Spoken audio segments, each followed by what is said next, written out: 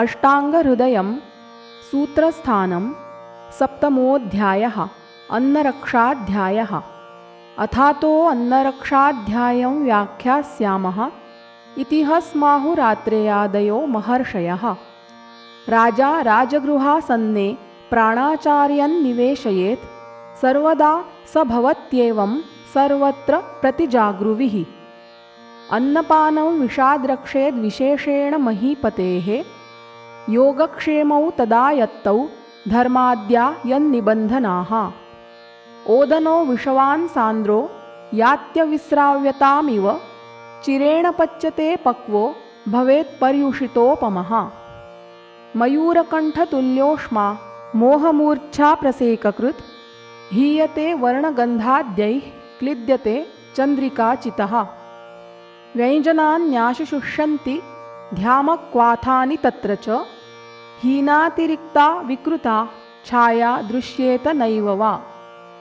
फेनोर्ध्वराजी सीमन्त तन्तुबुद्बुदसम्भवः विच्छिन्नविरसारागाः खाण्डवाः शाकमामिषम्। नीलाराजी रसे ताम्राक्षीरे दधनि दृश्यते शावापीता सिता तक्रे घृते पानीयसन्निभा। मस्तुनि स्यात् कपोताभा राजी कृष्णा तुषोदके काली मद्याम्भसोः क्षौद्रे हरितैलेरुणोपमा।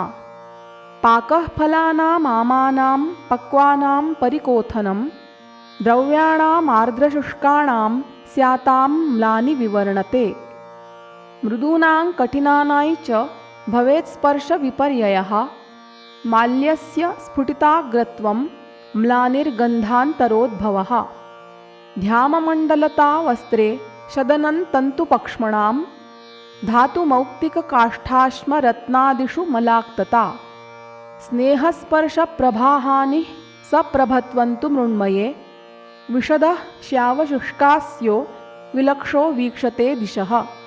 स्वेदवेपथुमांस्त्रस्तो भीतः स्खलति जृम्भते प्राप्यान्नं सविशन्त्वग्निरेकावर्तः स्फुटत्यति। शिखिकण्ठाभधूमार्चिरनर्चिर्वोग्रगन्धवान् म्रियन्ते मक्षिकाः प्राश्य काकः क्षामस्वरो भवेत्।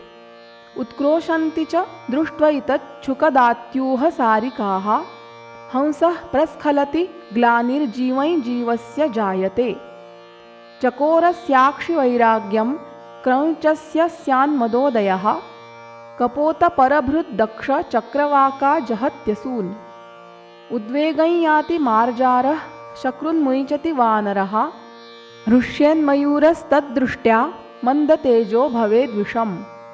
इत्यन्नं विषवज्ज्ञात्वा त्यजेदेवं प्रयत्नतः तथा तेन विपद्येरन्नपि न क्षुद्रजन्तवः। स्पृष्टे तु कण्डुदाहोषा ज्वरार्तिस्फोटसुप्तयः नखरोमच्युतिः शोभः सेकाद्या विषनाशनाः। शस्तास्तत्र प्रलेपाश्च सेव्यचन्दनपद्मकैः ससोमवल्कतालीसपत्रकुष्ठामृतानतैः।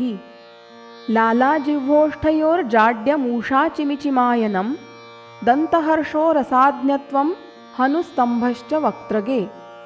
सेव्याद्यैस्तत्र गण्डूषाः सर्वैः च विषजिद्हितम् आमाशयगते स्वेदमूर्च्छाद्मानमदभ्रमाः। रोमहर्षो वमिर्दाहश्चक्षुर्हृदयरोधनं बिन्दुभिश्चाचयोऽङ्गानां पक्वाशयगते पुनः। अनेकवर्णं वमति मूत्रयत्यतिसार्यते तन्द्राकृशत्वं पाण्डुत्वमुदरं बलसंशयः। तयोर्वान्तविरिक्तस्य हरिद्रे कटभीङ्गुडं सिन्धुवारितनिष्पाव बाष्पिका शतपर्विकाः।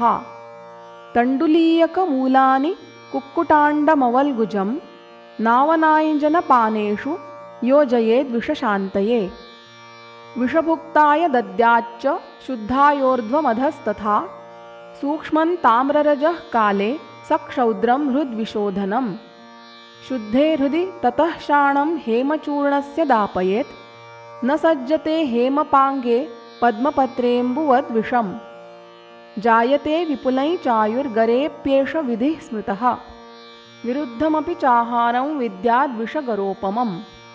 आनुपमामिषं माश क्षौद्रक्षीरविरूढकैः विरुध्यते सहबिसैर्मूलकेन गुडेन वा विशेषात् पयसा मत्स्या मत्स्येष्वपि चिलीचिमः विरुद्धमम्लं पयसा सह सर्वं फलं तथा तद्वत्कुलत्थवरककङ्गुवल्लमकुष्टकाः भक्षयित्वा हरितकं मूलकादि पयस्त्यजेत् वाराहं श्वाविधानाद्याद्दध्ना पृषतकुक्कुटौ आममांसानि पित्तेन माशसूपेन मूलकम् अविङ्कुसुम्भशाकेन बिसैः सह विरूढकं माशसूपगुडक्षीरदध्याज्यैर्लाकुचं फलं कदल्यास्तक्रेण दध्ना तालफलेन वा कणोषणाभ्यां मधुना काकमाचीं गुडेन वा सिद्धां वा मत्स्यपचने पचने नागरस्य वा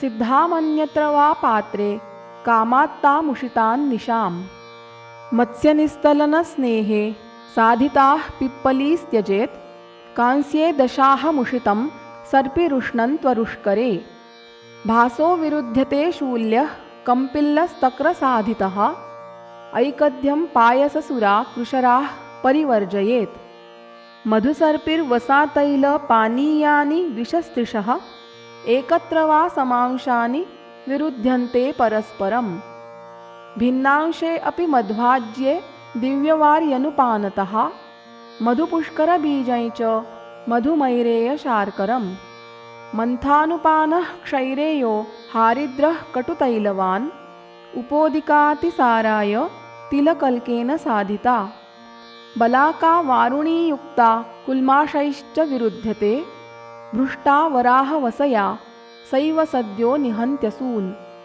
तद्वत्तित्तिरिपत्राढ्य गोधालावकपीजलाः एरण्डेनाग्निना सिद्धास्तत्तैलेन विमूर्छिताः हारीतमांसं हारिद्रशूलकप्रोतपाचितं हरिद्रावह्निना सद्यो व्यापादयति जीवितम् भस्मपांशु परिध्वस्तं तदेव च समाक्षिकं यत्किञ्चिद्दोषमुत्क्लेश्य न हरेत् तत्समासतः विरुद्धं शुद्धिरत्रेष्टा शमो वा तद्विरोधिभिः द्रव्यैस्तैरेव वा पूर्वं शरीरस्याभिसंस्कृतिः व्यायामस्निग्धदीप्ताग्निवयस्थबलशालिनां विरोध्यपि न पीडायै सात्म्यमल्पै च भोजनम् पादेनापथ्यमभ्यस्तं पादपादेन वा त्यजेत् निषेवेत हितं तद्वदेकद्वित्र्यन्तरीकृतम् अपथ्यमपि हि त्यक्तं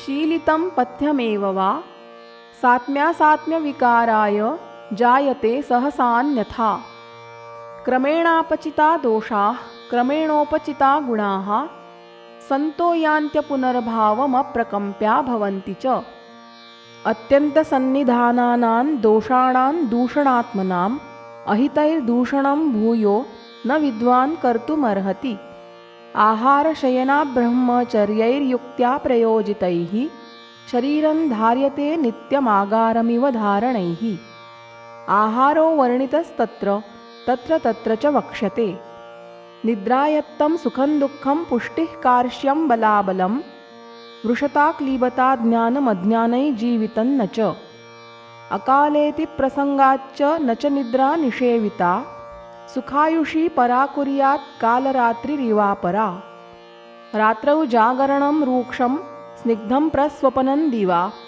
अरूक्षमनभिषन्धि त्वासीन प्रचलायितम् ग्रीष्मे वायुचयादानरौक्ष्यरात्र्यल्पभावतः दिवा स्वप्नो हितोऽन्यस्मिन् कफपित्तकरो हि सः मुक्त्वा तु भाष्ययानाध्वमध्यस्त्रीभारकर्मभिः क्रोधशोकभयैः क्लान्तान् श्वासहिध्मातिसारिणः वृद्धबालाबलक्षीणक्षततृट्शूलपीडितान् अजीर्ण्यभिहतोन्मत्तान् दिवा स्वप्नोचितानपि धातुसाम्यं तथा येषां श्लेष्माचाङ्गानि पुष्यति बहुमेधः कफाः स्वप्युः स्नेहनित्याश्च नाहनि विषार्तः कण्ठरोगी च नैव जातु निशास्वपि अकालशयनान्मोहज्वरस्तैमित्यपीनसाः शिरोरुक्षोभहृल्लास स्रोतोरोधाग्निमन्दताः तत्रोपवासवमनस्वेदनावनमौषधं